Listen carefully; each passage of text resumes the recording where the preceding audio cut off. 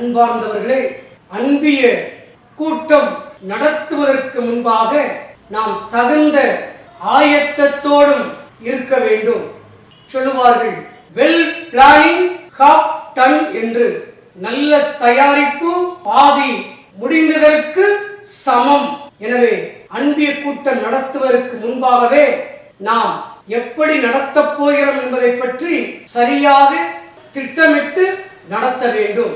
அன்பிய பொறுப்பாளர்கள் அன்பிய கூட்டம் நடக்கிறதோ அந்த வீட்டிற்கு 30 நிமிடங்களுக்கு முன்பாக செல்ல வேண்டும். அந்த வீட்டாரோடு இணைந்து இந்த அன்பிய கூட்டம் சிறப்பாக செயல்படுவதற்கு 10 நிமிடங்கள் பரிந்துரை ஜெபம் செய்ய வேண்டும். அடுத்த 10 நிமிடங்கள் எப்படி இதை நடத்துவது என்பதை பற்றி திட்டமிட வேண்டும். அடுத்த 10 நிமிடங்கள் அன்பிய கூட்டம் நடத்துவதற்கான எல்லா ஏற்பாடுகளையும் செய்ய வேண்டும். எவ்வாறென்றால், அன்பிய கூட்டம் நடைபெறுகின்ற அந்த இடத்தின் மையத்திலே ஒரு சிறிய டேபிளை வைத்து வெள்ளை துணியை அதை சுற்றி போட்டு அலங்காரம் செய்து அதன் மேல் பைபிளை விரித்து வைக்க வேண்டும். மெழுதிரிகள் ஏற்றி வைக்கலாம், பத்தி குச்சியை வைக்க கூடாது. ஏனென்றால் அந்த பத்தி குச்சியுடைய புகை பலருக்கு அலர்ச்சி ஏற்படுத்தக்கூடிய விதமாக அமைகிறது. இப்பொழுது வந்தவர்கள் எல்லாருமே ஒருவர் முகத்தை பார்க்கும் விதமாக அங்கு அமர்வதற்கான ஏற்பாடுகளை செய்ய வேண்டும்.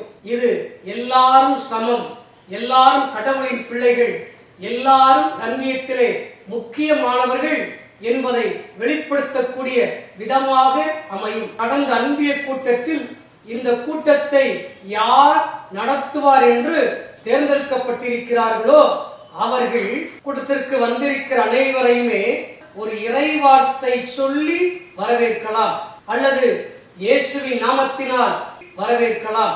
அன்பிய கூட்டத்தின் நோக்கம் உயிர்த்த இயேசு ஆண்டவரை அனுபவிப்பது, அங்கு வந்திருக்கிற உறுப்பினர்களுக்குள்ளே நல் உறவை ஏற்படுத்துவது, ஒருவருக்கொருவர் நம்பகத்தன்மையை வளர்த்து கொள்ள செய்வது, இறை வார்த்தையின் ஆழத்திற்கு உள்ளாக நாம் சென்று இறை வார்த்தை கொடுக்கின்ற மகிழ்ச்சியை பகிர்ந்து கொள்வது, இறை வார்த்தையின் அடிப்படையிலே தங்களது இறை அனுபவத்தை பகிர்ந்து கொண்டு ஒருவருடைய நம்பிக்கையை ஆழப்படுத்துவது, இப்படிப்பட்ட தயாரிப்புகளை நாம் முன்கூட்டியே சிறப்பாக செய்கிற பொழுது நமது அன்பிய கூட்டங்களும் சிறப்பாக அமைவதற்கு இது வழிவகுக்கும்.